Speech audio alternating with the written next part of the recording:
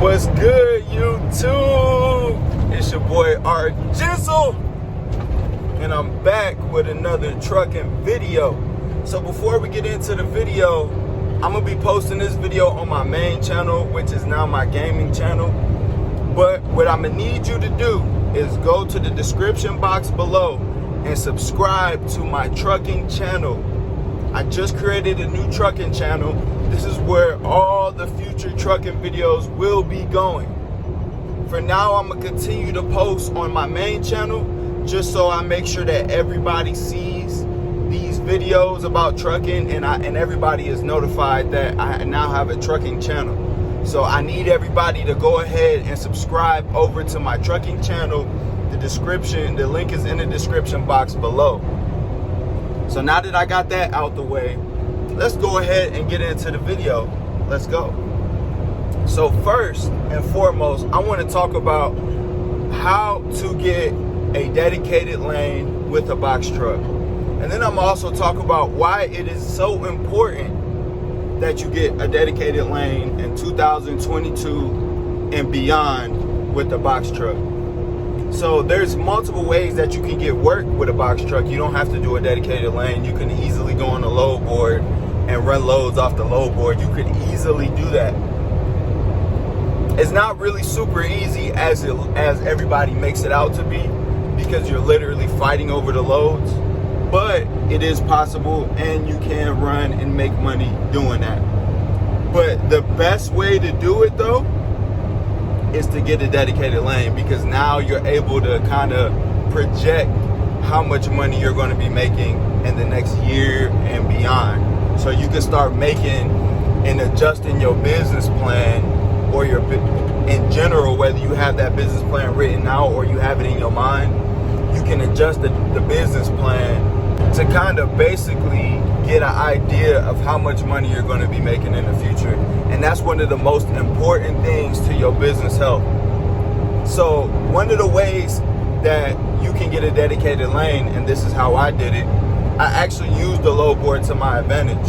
So what I did personally was, even though I wasn't running in Cleveland at the time I found this lane, I was actually in another state running another load, I still kept an eye on the load board in my area. And so what I would do was I would contact brokers that were moving lanes in my area when I seen a lane that I liked.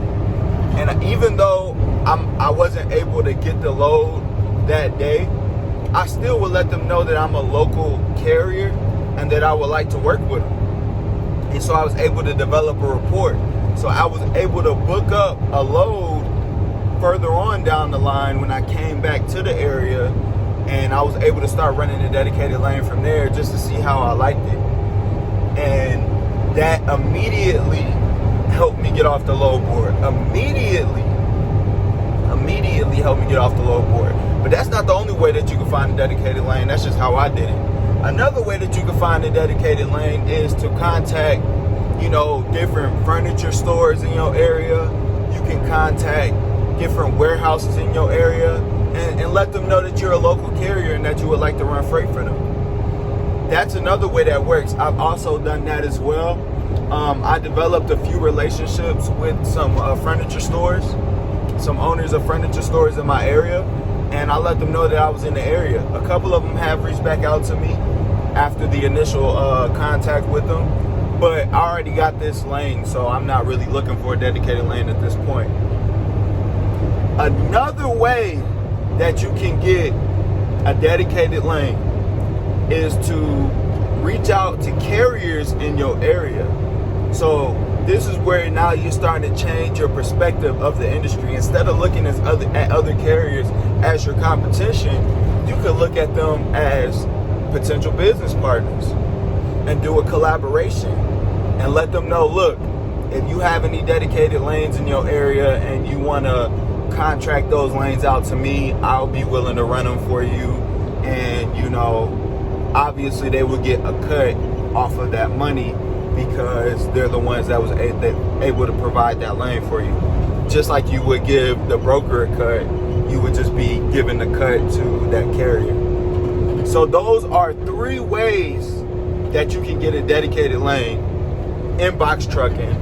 And it is very important as you're growing your trucking business that you go ahead and try your best to get a dedicated lane as soon as possible, especially in today's world right now, with these gas prices being over the top, these buying a truck, the money that they're charging people to buy trucks is over the top. So you want to try to get your business as optimized as possible so you can essentially have an automated system in the making.